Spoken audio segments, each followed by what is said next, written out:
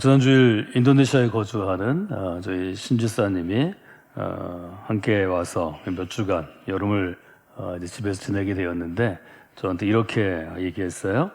목사님, 인도네시아가 훨씬 더 여기보다 시원합니다. 그런 이야기를 제게 했습니다. 인도네시아는 여러분이 아시는 것처럼 우리보다 훨씬 더운 지역이죠. 그런데 인도네시아에 있던 때가 더 시원하다고 이야기할 만큼 저희가 폭염에 시달리고 있습니다. 이제 남편을 따라서 대사관에 근무해서 수년째 인도네시아에 살고 있기 때문에 훨씬 더 실감이 나는 그러한 날씨입니다. 지난주는 주 후반에 들어가서는 우리가 예보로는 36도, 37도까지 갔지만 실제로 햇볕이 내리쬐는 곳에서 조금이라도 걸어보시거나 일하신 분들은 40도가 훨씬 넘는 체감 온도를 느낄 수 있습니다. 혹 여러분들이 사막지대에 가보신 분들은 아주 폭염이 내리쬐는 사막에서 잘 움직이지 않는 곳에서 이동해야 하는 사막과 같은 사막을 걷는 그러한 기분이었습니다. 시인 정호승 씨의 글이 생각이 났는데요. 이분이 10여 년 전에 몽골 남부에 있는 고비 사막, 여러분 잘 아시는 고비 사막에 갔을 때 일을 이렇게 적은 것을 제가 기억하게 되었습니다. 사막을 지나야 되는 여정이라서 사막을 지났는데 너무 더워서 지프차를 타고 되게 사막을 지났는데 양쪽 문을 떼버렸답니다. 양쪽 문을 떼고 달릴 정도로 어려웠는데 물을 마셔도 목이 마르고 또 도시락을 먹어야 되니까 지프 한쪽에 뒤에다가 좀 그늘을 치고 차양막을 치고 도시락을 먹는데 햇빛이 얼마나 강한지 기절할 것 같이 그런 어려움을 겪었답니다. 그 사막을 좀 지나서 저녁에 머무는 곳에 가서 이런 생각을 하면서 글을 쓰게 됐는데요. 고비 사막 이야기란 짧은 이렇게 우화 같은 글을 썼습니다. 원래 고비는 이제 사막지대인데 이제 시인이 상상력 가운데 글을 쓰는 거죠. 고비는 비가 많이 오는 곳이었는데 비가 너무 많이 와서 이 고비가 신에게 간청합니다. 제발 이 비를 그치게 해주시고 매일매일 햇빛만 볼 수 있게 해주세요. 고비가 하도 간절하게 신에게 간청했더니 신의 마음이 움직여서 소원을 들어주기로 했습니다. 근데 그 신에게는 일종의 규칙이 있는데 인간에게 혹은 세상의 어떤 사물에게 소원을 들어주면 한 가지 대가를 좀 지불해야 된다는 거죠. 그래서 설명을 해줬답니다. 내가 이 매일 해가 내리쬐게 해주세요, 이 기도를 들어주면 하나 대가를 치러야 되는데 다시는 비를 볼 수 없다고. 그래도 그렇게 기도하겠냐고 이렇게 물어봤습니다. 고비는 너무 오랫동안 햇볕이 간절했기 때문에 그 조건을 듣기로 했습니다. 신은 기도를 들어서 고비에게 햇볕을 내려줬습니다. 처음 몇 달은 괜찮았는데 1년 지나고 2년 지나가니까 물이 말라가고 점점 황폐한 곳으로 바뀌기 시작했다는 거죠.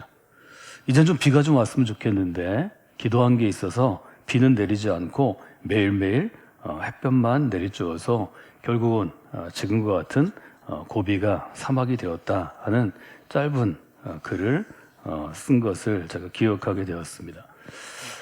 시인은 그 글을 짧게 쓰고 우와 같은 그 글에서 이렇게 결론 내립니다. 사람은 살면서 언제나 나한테 좋은 일만 일어나기를 바랍니다.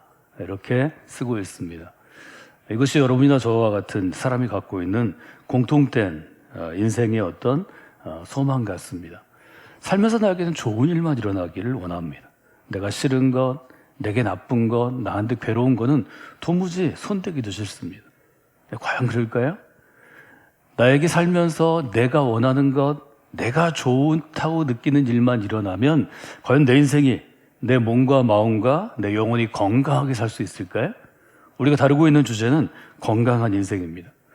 우리가 이런 마음으로 그리스도인이 되어서도 신앙생활을 하기 때문에 하루를 시작할 때 여러분 이렇게 기도하기 쉽습니다. 전능하신 하나님, 하나님의 이름을 높여드립니다. 오늘 하루 하나님께서 저의 삶을 인도해 주시기를 원합니다. 여기까지는 시편을 따라서 너무 잘합니다. 그 다음에 이렇게 기도하기 쉽습니다. 제가 원하는 길로, 제가 원하는 방법으로, 제가 원하는 때에, 제가 원하는 타이밍에 제가 원하는 규모로 하나님의 능력을 마음껏 발휘하시길 원합니다. 이게 뭔가요? 이걸 하나님이 들어주셔야 되나요? 하나님이 정말 우리의 삶을 인도하시기를 원한다면 하나님께서 나의 삶을 선한 곳으로, 시편 23편을 따라서 때를 따라 쉴만한 물가로 푸른 초장으로 정말 아름다운 삶으로 인도해 주신다고 우리가 믿는다면 내가 좋은 것, 내가 좋은 사람, 내가 원하는 때 내가 즐거운 일을 당신의 능력을 통해 베풀어 주시기를 원합니다. 우리는 이것을 모순이라고 얘기합니다. 신앙생활하면서 우리는 내가 하는 기도가 바로 언제나 내가 원하는 대로 내가 좋은 일만 일어나게 하소서라고 기도합니다. 여러분, 그 기도를 이 순간 당장 멈추시기 바랍니다. 그렇게 기도하셔서는 안 됩니다. 그것은 기도가 아닙니다.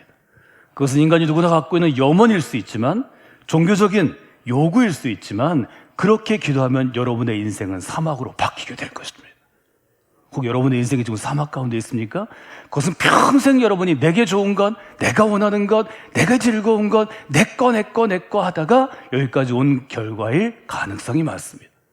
지난주에 저는 여러분에게 그리스도인에게 있어의 삶이란, 즉 신앙이란, 그리스도인으로 살아가는 사람들에게 신앙이란 나로부터의 신앙이 있고 하나님으로부터의 신앙이 있다고 말씀해 드렸습니다.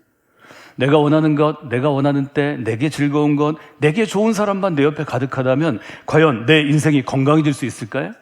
건강한 인생을 살 수 있을까요? 성경은 아니라고 답합니다. 정말로 내가 좋은 것, 내가 원하는 대로 해도 건강한 인생을 살 수는 없다는 것입니다. 왜냐하면 하나님은 모든 것이 제때에 알맞게 일어나도록 인도하시는 분이기 때문입니다. 전도서 3장은 우리에게 이렇게 도전합니다.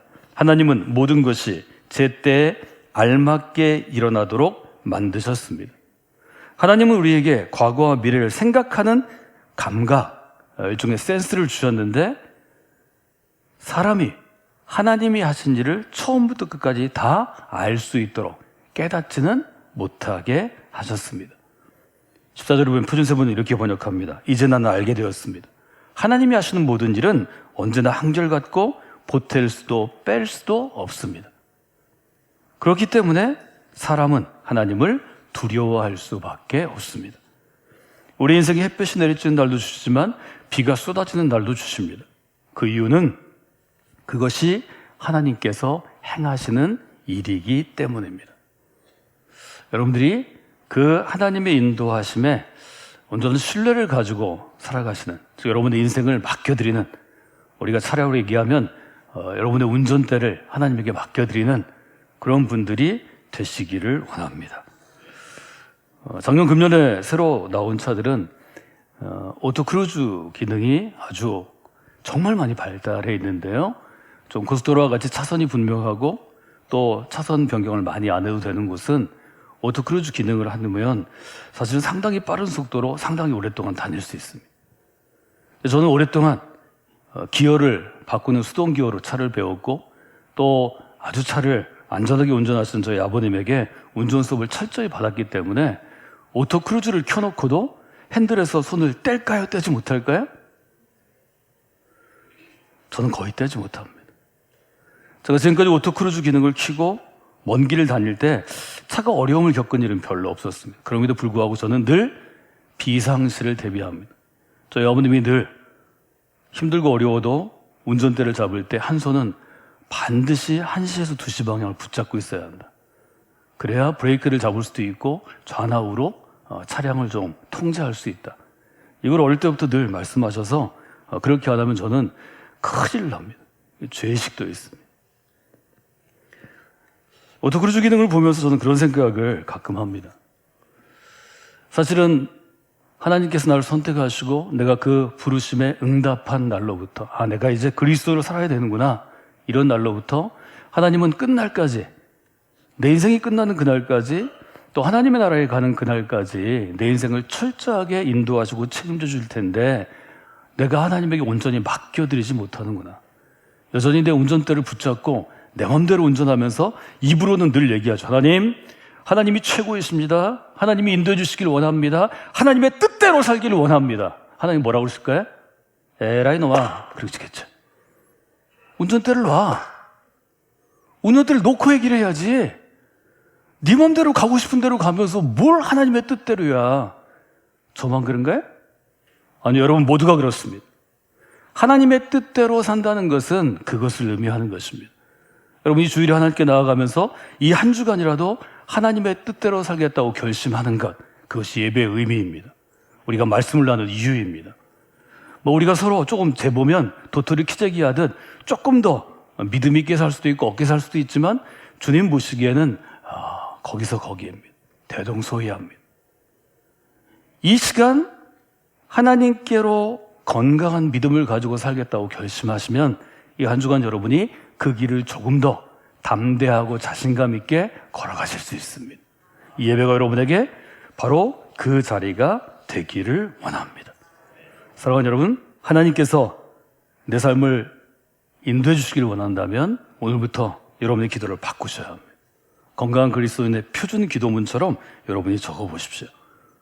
오늘 저는 이렇게 기도문을 적어봤습니다. 하나님께서 저의 삶을 인도해 주시기를 원합니다.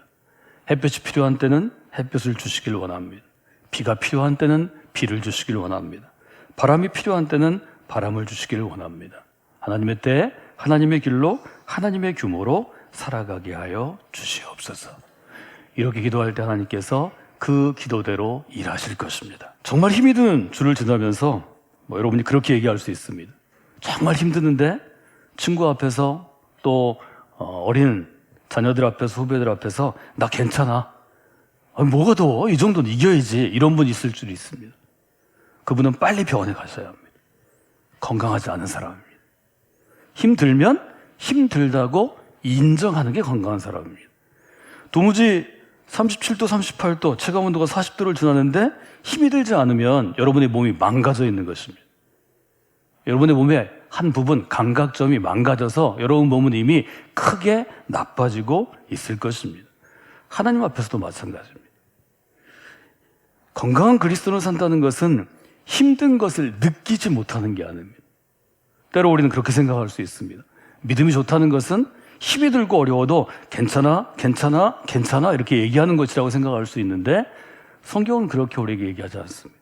힘이 들면 힘이 들다고 얘기하셔야 합니다. 이것이 정직한 기도입니다. 하나님, 제가 너무 힘이 듭니다. 그때 하나님께서 여러분의 힘든 것을 나누어 지어주실 것입니다. 이것은 매우 중요한 것입니다. 너무 더우니까 여러분들이 이번 8월 달에 이렇게 결심하실 수 있습니다. 이번 8월 지나면 9월에는 좀 시원해질 테니까 나는 이번 달에 이렇게 결심한다. 이번 여름 너무 더우니까 나 교회 쉰다. 8월 첫 주부터 내주까지 쉬는 거예요.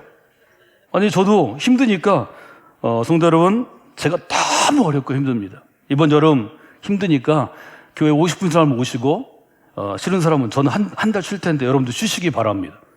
물론 교회 프로그램은 맡을 사람, 안 피곤한 사람, 우리 부목사 중에 팔팔하고 건강한 사람들이 한 주일씩 할 겁니다. 제가 이렇게 하면 여러분들이 굉장히 불편하신가요? 아니면 좋으신가요? 다 좋죠. 같이 노는데요, 뭐. 아니요, 여러분 중에서 실제로 놀고 싶은데 막 금세 표정이 바뀔 겁니다. 아이, 우리 목사님 왜 그래? 갈 때가 됐구만. 그만둬야 되겠구만. 그 교회 왜 그래? 문 닫을 때가 됐구만. 여러분, 인간은 그런 것입니다. 사실은 놔두시고 싶은데 상대편이 쉰다고 그러면 믿음의 잣대로 그 사람을 평가할 수 있습니다. 놀라운 시스템입니다. 예수님 때도 그랬습니다. 지금도 마찬가지입니다. 여러분, 이것은 우리의 모습이기 때문에 이것들을 인정할 때 저는 건강한 신앙이 될 수 있다고 생각합니다. 저도 그렇습니다. 쉬고 싶습니다. 근데 쉬면 안 될 것 같습니다. 왜 안 되는가가 중요합니다. 지금까지 교회의 전통이 그렇게 하지 말라고 그랬으니까 내가 그만 쉬면 안 되겠습니다. 아니, 나는 신앙을 배울 때 우리 부모님이 그렇게 하지 말라고 그랬으니까 그래야 되겠습니다. 여러분, 그 이유를 잘 찾으시면 좋을 것 같습니다. 제가 여러분에게 신앙의 원칙에 대해서 쭉 설명할 때 2008년부터 시작해서 한 7년 단위로 신앙의 시리즈를 할 때 신앙의 원칙, 또 신앙의 목적, 그중에 신앙의 중심이라는 주제가 있습니다.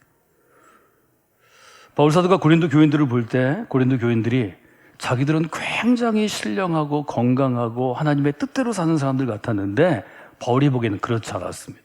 고린도 교인들은 고린도서 1장에서 초반부에 보는 것처럼 서로 싸우는 걸 즐겨했습니다. 서로 너는 게바파여, 너는 그리스도파여, 너는 바울파여 해서 치고받고 싸웠습니다. 서로 간에 돈 문제로 소송을 걸릴 만큼 아주 복잡했습니다. 남녀 문제, 이성 문제로 교회가 쪼개질 만큼 시끄러웠습니다. 그럼에도 불구하고 자기들은 하나님의 뜻대로 하나님을 위하여 하나님의 규칙대로 산다고 착각했습니다. 바울은 그런 사람들을 향해서 이렇게 아주 일갈합니다. 그런즉 너희가 먹든지 마시든지 무엇을 하든지 먹을 때마다 마실 때마다 아니 뭘 할 때마다 하나님의 영광을 위하여 하라. 여러분, 햇볕만 내리쬐는 사막과 같은 곳에서도 우리가 건강한 그리스도인이 되기 위해서는 첫 번째로 기억할 것은 영광을 위하여입니다. 누구의 영광을 위하여 하는가?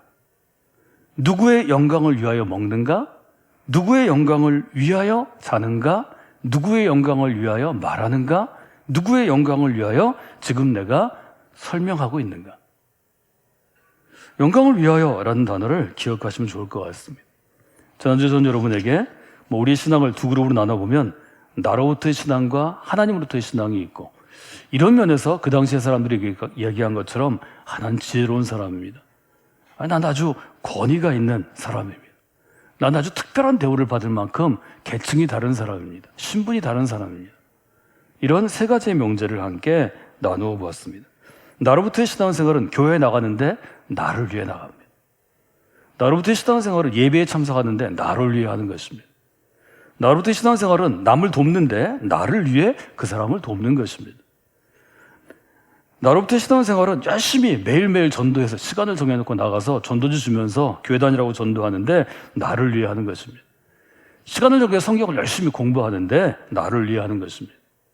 나를 위해 하는가, 즉 나로부터의 신앙생활은 나의 영광을 위해 하는 것입니다. 아주 분명하게 바울은 예수 그리스도는, 성경은 이것은 잘못된 것이라고 우리가 지적합니다.